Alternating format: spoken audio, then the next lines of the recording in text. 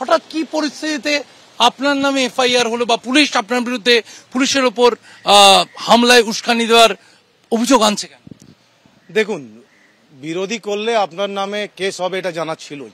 এর আগেও আমার 5-6খানা কেস হয়েছে এবং কালকেও তাই কেস হয়েছে, বাট কোন ভিত্তিতে কেস হয়েছে সেটা এখনো আমি জানতে পারিনি। বাট নিউজ সূত্রে আমি জানতে পারছি, আমি পুলিশকে বলেছি পেটাবো, ধোলাই হবে।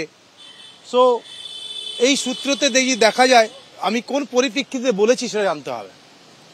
আমার চোখের সামনে আমরা শান্তিপূর্ণভাবে আন্দোলন করছিলাম নবান্ন থেকে প্রায় 15 কিলোমিটার দূরে, নবান্ন হাওড়াতে। আমরা পার্ক স্ট্রিটে আমাদেরকে আটকে দেওয়া হয় এবং সাডেনলি আমাদের সামনে আমাদেরকে মারপিট করে, মারধর করে, পুলিশ লাঠিচার্জ চালায় এবং আমার সামনে মেয়েদেরকে যেভাবে মেরেছে, অভয়ার মাকেও পর্যন্ত মেরেছে, যার মেয়ে এখনো পর্যন্ত তার যারা খুন করেছে, যারা রেপ করেছে তারা শাস্তি পায়নি, তাদের এগেনস্টে প্রতিবাদ করতে এসছে, তার মাকেও মেরেছে। কিন্তু আমি কখন বক্তব্যটা দিয়েছিলাম প্রায় অ্যারাউন্ড 3:30 পর, তার আগে সবকিছু শেষ হয়ে গেছে।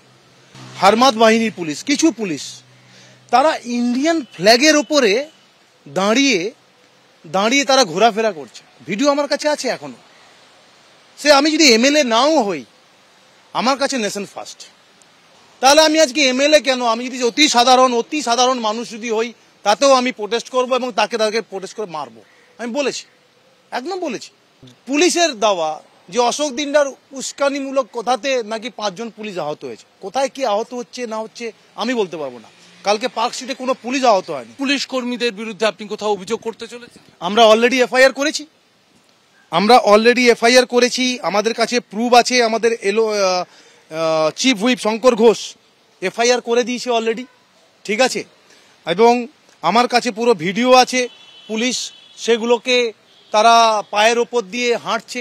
এই পুলিশদেরকে অবিলম্বে শাস্তি দেওয়া উচিত। এরা কারা?